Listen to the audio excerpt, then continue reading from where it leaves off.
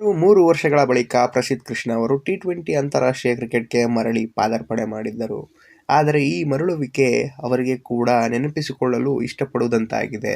ಒಂದೆಡೆ team India Ireland ವಿರುದ್ಧ ತನ್ನ ಇತಿಹಾಸದಲ್ಲೇ ಮೊದಲ ಬಾರಿಗೆ ಟಿ20 ಅಂತಾರಾಷ್ಟ್ರೀಯ ಪಂದ್ಯದಲ್ಲಿ ಸೋಲನ್ನು ಕಂಡಿದೆ. ಮತ್ತೊಂದೆಡೆ ಭಾರತದ ಈ ವೇಗದ ಬೌಲರ್ ತಮ್ಮ ಹೆಸರಿಗೆ ಇಂತಹ ಒಂದು ಅವಮಾನಕಾರಿ ದಾಖಲೆಯನ್ನು ಕೂಡ ಸೇರಿಸಿಕೊಂಡಿದ್ದಾರೆ. ಇದುವರೆಗೂ ವಿಶ್ವದ ಯಾವ ಬೌಲರ್ ಕೂಡ ಮಾಡಿರಲಿಲ್ಲ.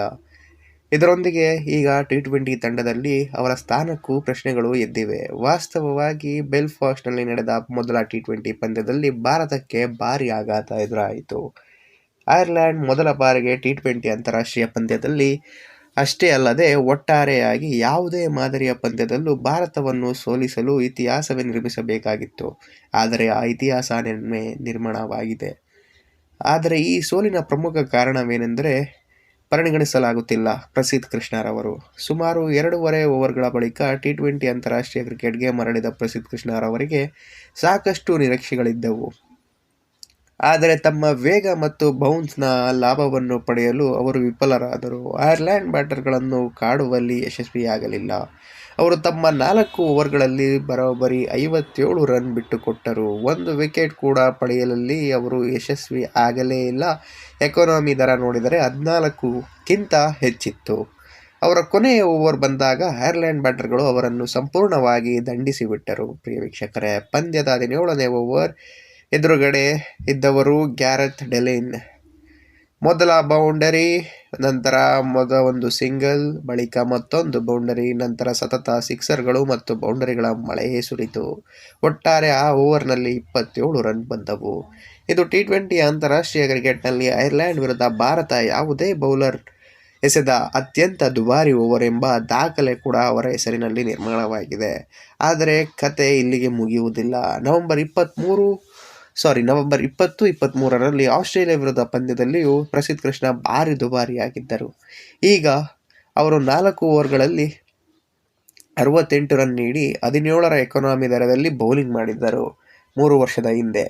ಈಗ ಐರ್ಲೆಂಡ್ ವಿರುದ್ಧ ಕೂಡ ಅದೇ ರೀತಿಯಾಗಿದೆ. 57 ರನ್ ಬಿಟ್ಟುಕೊಟ್ಟಿದ್ದಾರೆ. ಅಂದರೆ ತಮ್ಮ ಸತತ 2 ಟಿ20 ಅಂತಾರಾಷ್ಟ್ರೀಯ ಪಂದ್ಯದಲ್ಲಿ ಪ್ರಸಿದ್ಧ ಕೃಷ್ಣ ಅವರು ಹೇಳಬೇಕು ಅಂದರೆ 125 ರನ್ ಬಿಟ್ಟುಕೊಟ್ಟಿದ್ದಾರೆ. ಇದರೊಂದಿಗೆ ಅವರು ಸತತ 2 ಟಿ20 ಅಂತಾರಾಷ್ಟ್ರೀಯ ಪಂದ್ಯಗಳಲ್ಲಿ 125ಕ್ಕೂ ಹೆಚ್ಚು ರನ್ ನೀಡಿದ ವಿಶ್ವದ ಮೊದಲ ಬೌಲರ್ ಎಂಬ ಅನಗತ್ಯ ದಾಖಲೆಯನ್ನು ಕೂಡ ತಮ್ಮ ಹೆಸರಿಗೆ ಸೇರಿಸಿಕೊಂಡಿದ್ದಾರೆ. ಇದುವರೆಗೂ ಯಾವುದೇ ಅಂತಾರಾಷ್ಟ್ರೀಯ ಬೌಲರ್ ಈ ರೀತಿಯ ದಾಖಲೆ ಮಾಡಿರಲಿಲ್ಲ.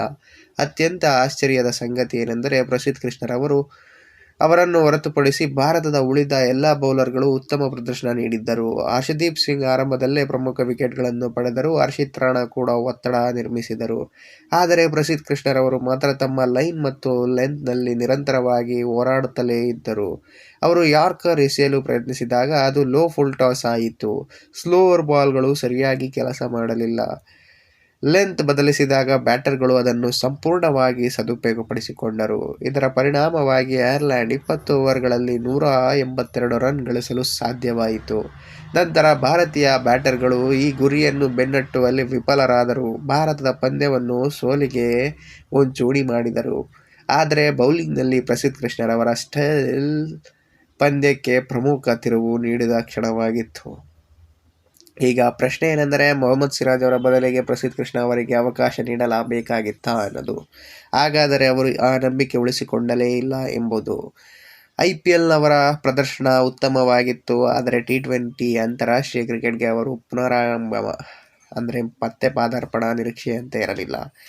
ಈಗ ಸರಣಿಯ 2ನೇ ಹಾಗೂ ಕೊನೆಯ ಪಂದ್ಯ ಮಾತ್ರ ಬಾಕಿ ಇದೆ. ಟೀಮ್ ಮ್ಯಾನೇಜ್ಮೆಂಟ್ ಮತ್ತೊಮ್ಮೆ ಪ್ರಸಿದ್ಧ ಕೃಷ್ಣ ಅವರ ಮೇಲೆ ನಂಬಿಕೆ ಇಟ್ಟು ಅವಕಾಶ ನೀಡುತ್ತದೆಯೋ ಅಥವಾ ಕಾಳಜಿ ಪ್ರದರ್ಶನದ ಬಳಿಕ ಪ್ಲೇಯಿಂಗ್ 11ನಲ್ಲಿ ಬದಲಾವಣೆ ಮಾಡಿ ಅವರನ್ನು ಹೊರಗಿಡುತ್ತದೆ ಎಂಬುದು ಕುತೂಹಲಕಾರಿ ವಿಷಯವಾಗಿದೆ. ಈ ಬಗ್ಗೆ ನಿಮ್ಮ ಅಭಿಪ್ರಾಯವೇನು? ನಿಮ್ಮ ಅನಿಸಿಕೆಗಳನ್ನು ಪ್ರಸಿದ್ಧ ಕೃಷ್ಣ ಅವರಿಗೆ ಮತ್ತೊಮ್ಮೆ ಅವಕಾಶ ನೀಡಬೇಕೇ? ನಿಮ್ಮ ಅಭಿಪ್ರಾಯವನ್ನು ಕಮೆಂಟ್ ಮೂಲಕ ತಿಳಿಸಿ.